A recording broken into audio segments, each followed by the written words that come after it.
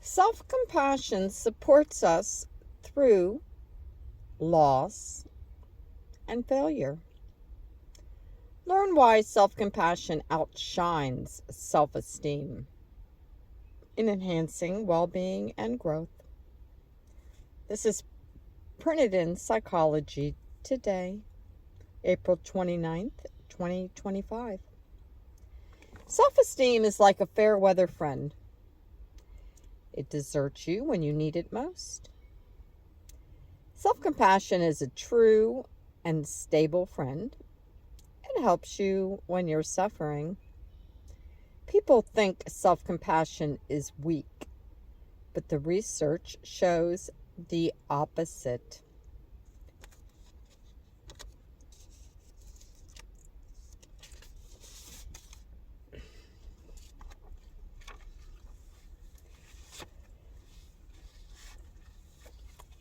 Self-esteem is really an estimation of worth. It's called a judgment or an evaluation. We know that psychologically it's better to have high self-esteem than low self-esteem for mental health.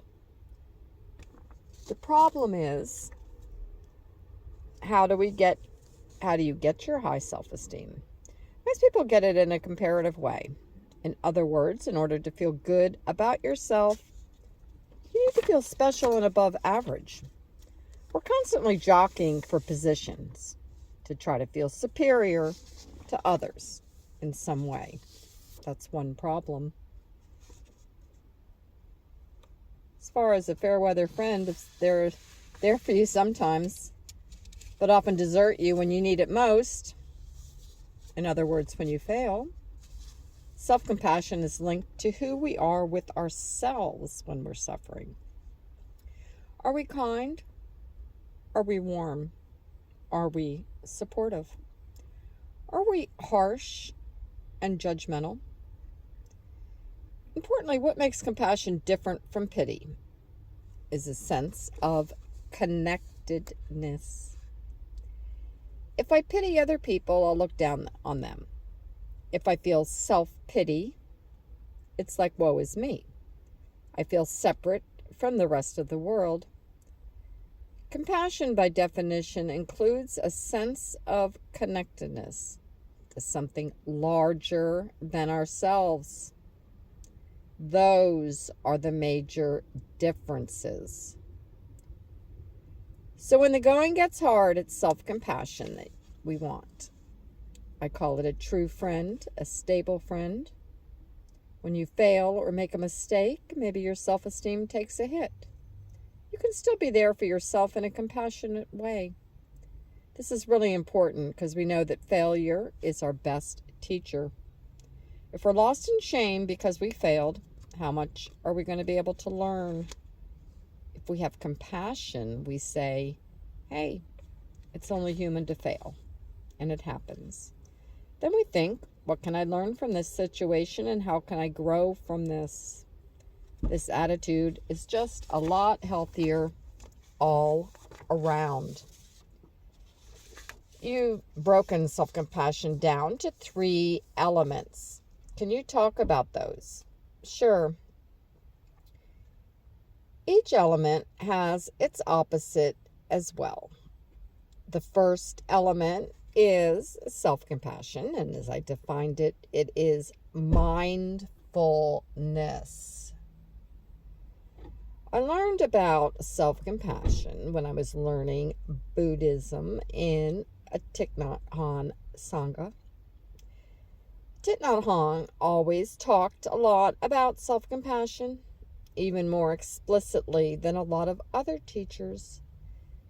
Mindfulness is necessary in the sense that you have to acknowledge and be present with your own pain in order to give yourself compassion, as opposed to what I call over-identifying with it. We usually do one of 2 things when difficult emotions arise. Either we ignore it, or we do the opposite. We identify with it. When we ignore emotions, it's as if a friend called you and you didn't pick up their call. You couldn't give your friend compassion. Sometimes we don't pick up our own phone call. We're hurting, we're feeling badly about something, and we don't even go there. It's just too much. When we over-identify with our emotions, our awareness gets really locked into thoughts about what's happening. And then we start to exaggerate things, such as, wow, that hurts. I really made a mistake. Painful, but it doesn't mean, again, that I am a mistake. That's the first element. There's a sense of proportion in this response. It's a sense of balance. We don't catastrophize, but neither do we avoid or overly minimize. Then the second component is the warm quality of the response. Sometimes people who have a mindfulness practice will be aware that they just had a difficult thought or feeling. Then all we do is give space to it. They try not to identify. When you bring in warmth, it actually changes things physiologically. It's linked to the parasympathetic nervous system. As mammals, we're designed to feel safe and secure when our parents or caregivers give us warmth and care. When we give ourselves this warmth and care, we also help ourselves feel safe. Then the third element, and I think this is what differentiates my point of view, is the sense of interconnectedness.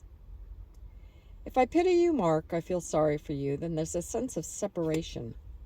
If I have compassion, it's like I've been there, Mark, and I've experienced something similarly. In self-compassion, we do the same thing for ourselves.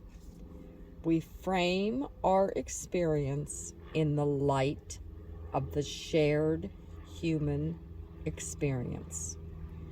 What are some common misunderstandings and obstacles to self-compassion in your experience? It's like clockwork.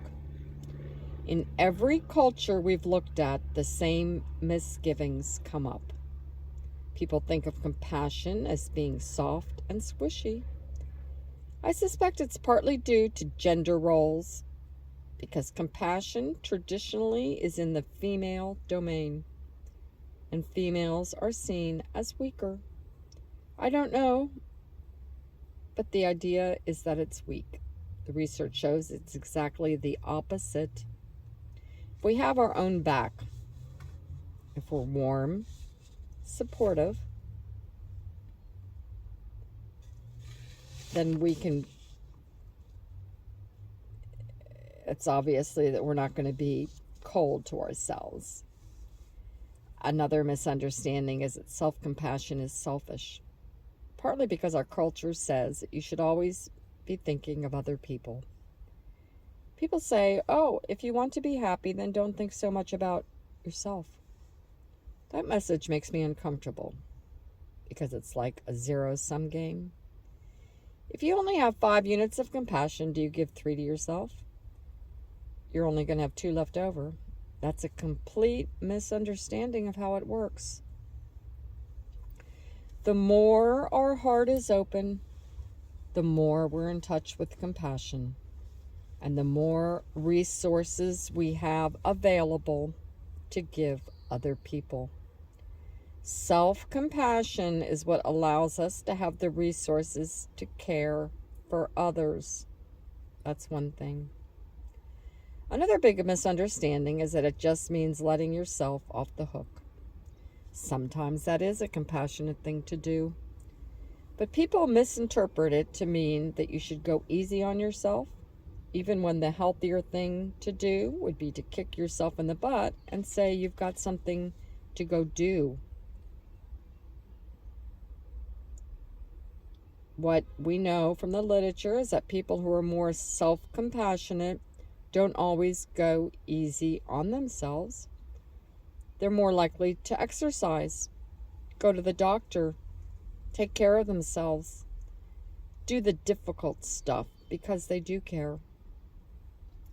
Still, the number one block to self-compassion by far, and there are people who've done research on this, is the belief that we need to be hard on ourselves to motivate change. And this is not true.